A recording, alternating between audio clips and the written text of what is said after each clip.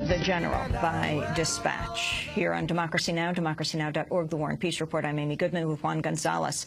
In a rare extended interview, we're joined by Michael Hastings, the Rolling Stone reporter who wrote that piece, The Runaway General, that led to the firing of General Stanley McChrystal. Now, General Petraues has been unanimously confirmed to replace him as the head of the Afghan war.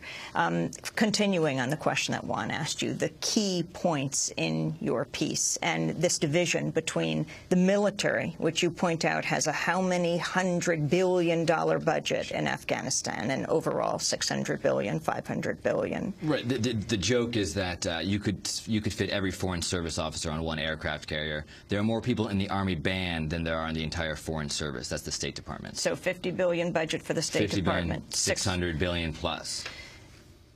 And so the power that this general, whether it's Petraues or McChrystal, has versus the civilians who are supposed to be in charge in this country. Sure. There's the structural problem in terms of just like the basic weight that the DOD has, so much so that even Secretary Gates has said, like, look, DOD has too much power. We need to give more power to the State Department. And if you go back and read, David Halberstam's Best and the Brightest, the State Department was where the action was at, in the 50s and 60s, and that sort of shifted to, I forget who I'm quoting here, but someone said, our defense policy is our foreign policy. So I think that those are very serious sort of structural issues. Plus, in Afghanistan, you have the sort of supreme allied commander. That's not the official title, which Petraues is now.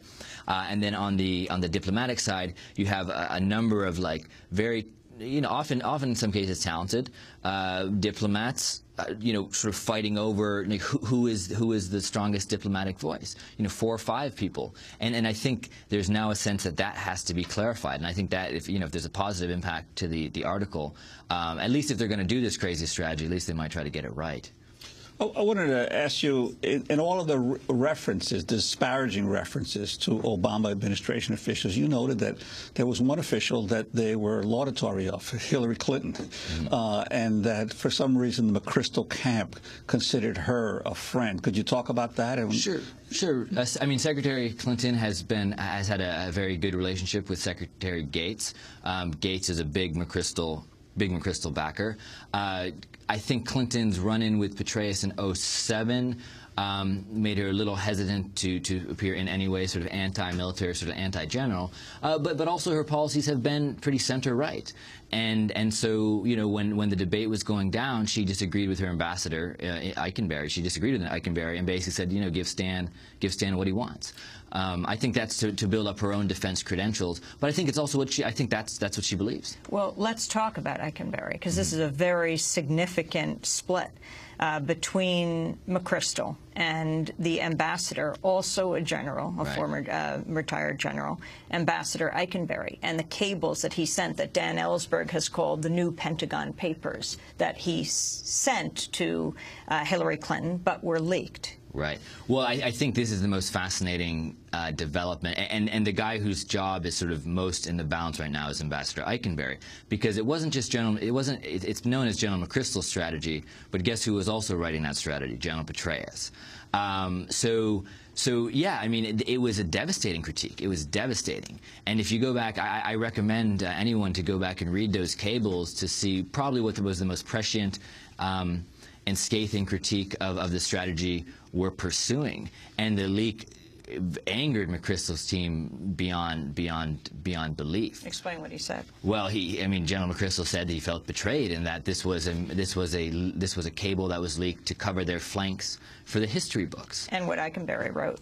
And what Eikenberry wrote? Eikenberry wrote the strategy wasn't going to work, basically. I mean, and that Karzai would play the general off the ambassador, that we'd get stuck in this sort of he didn't use the word quagmire, I don't think, but essentially we'd get stuck going further and further into a mess. And of course, in the days before the firing of General McChrystal, you had President Karzai come out and essentially back the general and urge, not directly, but tell President Obama that he thought that General McChrystal was doing a good job. Right. I think New York Times columnist, the great Frank Rich, said, having Hamid Karzai and his brother Ahmed Wali Karzai as your character witnesses was like having Rod, Blagovich as your to come to your defense. So I think that was very telling. Your description of McChrystal with Karzai at Walter Reed Hospital, yes, and then General McChrystal trying to wake up President Karzai for the largest offensive in a year, that was Marja. Explain both situations. I mean, devastating. Yeah, the day of the Marja operation, General McChrystal wanted to get President Karzai's sign-off. Essentially, the idea behind counterinsurgency is that you need a credible partner in government. Karzai is not a credible partner.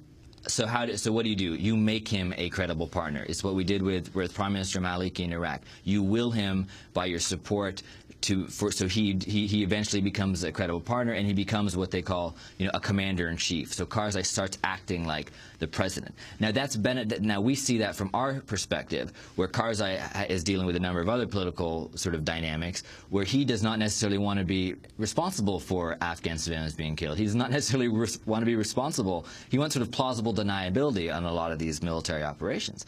So yeah, the day before the day of this big offensive, General McChrystal wanted to get in touch with President Karzai. Calls over to his office. They won't let him through. He's taking a nap. He has a cold. Delay. And this is a huge operation they're about to launch. So finally, General McChrystal had to drive over with the Afghan defense minister and basically wake him up and say, look, this is your country. This is your country. Why don't you take charge of it? I mean, it really incredible. And then the Walter Reed scene was just sort of devastating. To have the President Karzai in Walter Reed meeting American soldiers and saying, like, wow, I didn't even know we were fighting in that province. I mean, what does that say? And McChrystal's people were very aware of Karzai's limitations, but they felt he was the only game in town. Well, I mentioned earlier, you also write about General McChrystal in the case of Pat Tillman. He's the former NFL star who joined the military after 9/11 and was killed while serving in Afghanistan.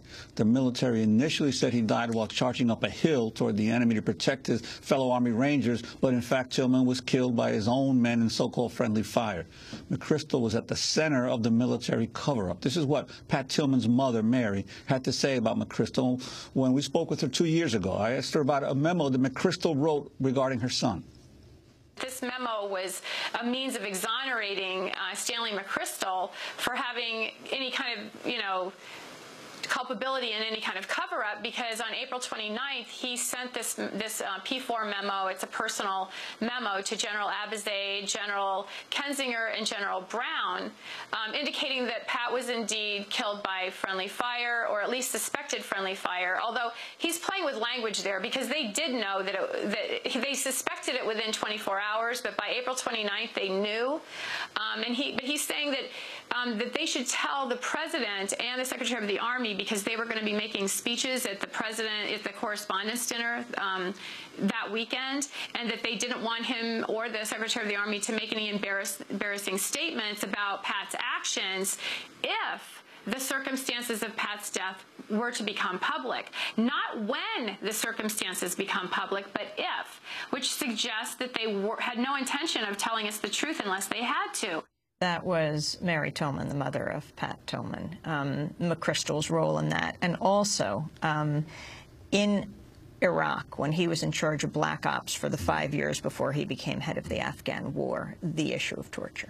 Well, I think on the Tillman issue, in fact, an officer called me yesterday and we were chatting, and he said, he had sort of what he had heard was that, or there's this idea that was like, Tillman should have disqualified him for this job. It should have disqualified him for the job.